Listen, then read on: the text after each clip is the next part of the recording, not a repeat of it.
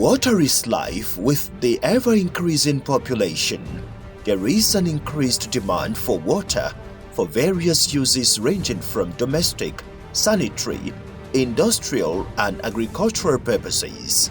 This has necessitated the need for construction of critical infrastructure to enable the provision of water for the use of the generality of the citizens of the country. Over the years, construction of critical infrastructure for water has been instituted in many parts of the world to enhance the provision of water needs for people. In Nigeria, by virtue of the mandates of the Federal Ministry of Water Resources, the ministry has been devoting a substantial part of its annual budget towards intervening in the development of water infrastructure and to enable the delivery of its mandate, because water is on the concurrent list. The ministry has also been dedicated to developing policies, programs, and strategies for efficient development and management of the nation's water resources. The critical infrastructure include dams, irrigation facilities, water schemes, and sanitation facilities. Over thousands of years, man has found it important and convenient to harvest water to be used during the dry season, and that is why we have dams in this country and all over the world. Especially following the drought of 1973 in this country, the federal government at that time saw the need to continue to invest in construction of dams all over the country, which could be used for drinking water, tourism, and especially irrigation during the dry season. And we have quite a number of successful of such irrigation projects across the country. The President Buhari's administration in the water sector, under the watch of Engineer Suleiman Hussaini Adamu, having noted the challenges in the water sector, declared a state of emergency in the sector and provided the needed leadership for massive improvement in the governance of the water sector. Let me reiterate that provision of potable water supply, adequate sanitation and hygiene are primarily the responsibilities of state and local governments. However, these are not being given the required attention, judging from the high prevalence of waterborne diseases that are being reported in different parts of the country. We cannot and will not continue to allow these preventable occurrences to decimate our population. I fully endorse the decision taken at the meeting of the Federal Executive Council in April this year to declare a state of emergency on our water supply, sanitation, and hygiene sector. I call on all state governments to complement this effort by according the sector similar recognition to enable us work together to achieve the Sustainable Development Goals targets for water supply, sanitation, and hygiene by 2030.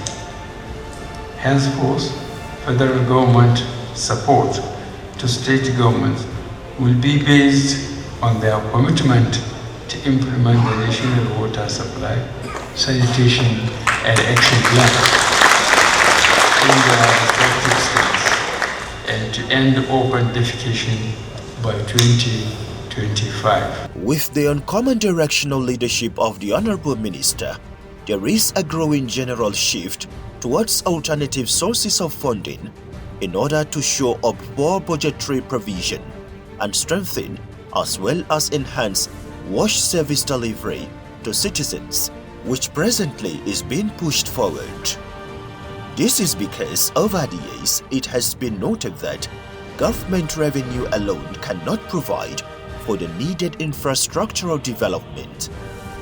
This shift has become more imperative with the resultant effects of the COVID-19 pandemic on the financial constraints being experienced in the water sector today. The 2013 Water Resources Master Plan estimated that over 6 trillion naira worth of investment is required to meet the infrastructural needs of the sector.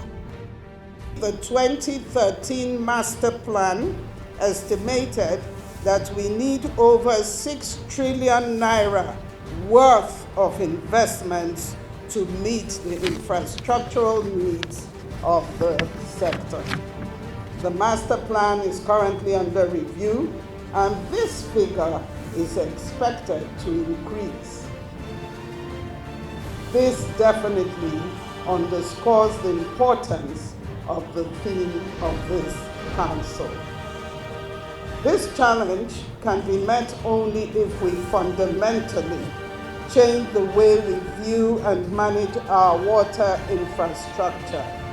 We must focus on effective utility management, full cost pricing of services, efficient use of water, and protection of our water resources.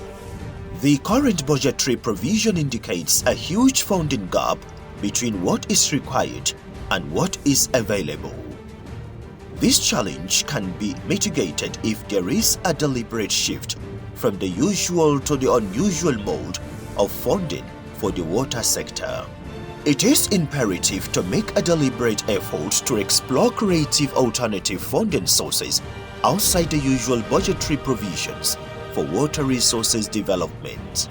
It is with this expected deliberate shift that management is courting the new trend of partial commercialization of some of the Pilot River Basin development authorities, which is vigorously being driven under Upper Niger River Basin Development Authority, Benin Owena River Basin Development Authority, Ogun Osun River Basin Development Authority, and Niger Delta River Basin Development Authority, with the Bureau of Public Enterprises.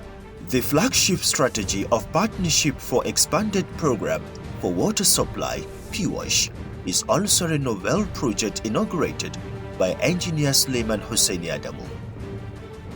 This is a strategy where the federal government and the state partner to provide water supply facilities in the communities, and this program has already started yielding dividends.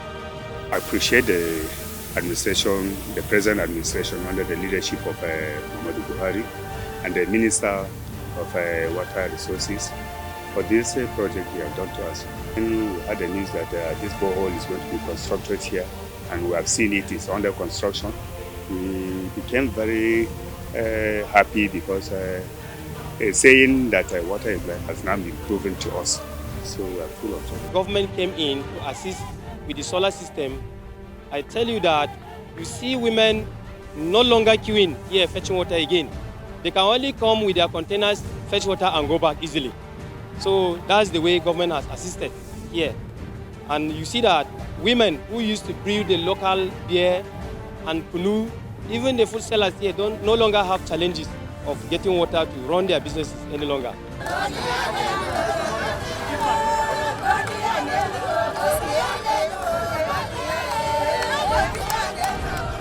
The water situation was very tough.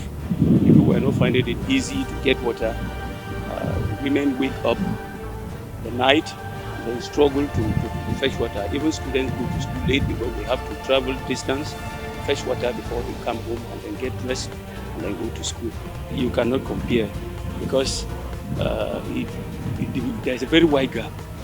It has alleviated the suffering of our people to a great extent, because people now fetch water at will and then they don't even have problem of water again. So that has helped the community get this.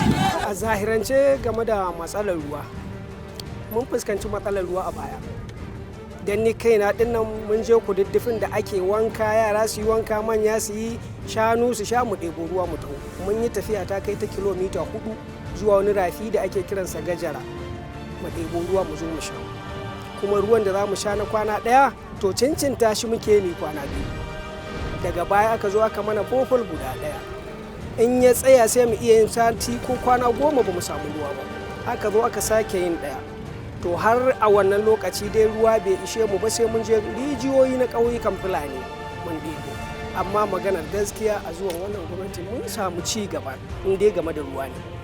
Dan yanzu akwai bofar guda 4 a nan garin, amma guda 3 ne suke yin aiki. 2 kan sun tsaya. Mun yi iya kokari a gyara, Allah dai bai kawo abin nan ba. Amma daga zuwa wannan gwamnati kan ga solar nan yanzu nan wani lokacin da ya game da ruwa ne, to sai dai mu ce alhamdulillah. Wannan aiki na gwamnatin tarayya da tamu da tare da Tirimin, to alhamdulillah tsakaninmu da gwamnati sai godiya ta mana abubuwan nan. Dan da ina noma buhuna a nan gun sun kai 500, amma ko a bana mun noma buhuna wajen 2,300. A banan nan 2,300. Mun gode wannan gwamnatin tarayya, Allah ya mata albarka, Allah ya sa a lafiya, a gama lafiya da Tirimin.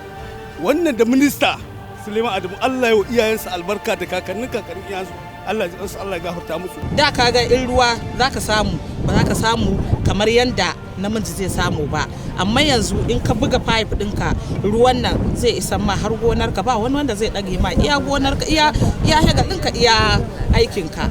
Ka gani? To don haka mu tsakaninmu da hukumar Tirimin sai dai mu ce mata Allah ya mata albarka.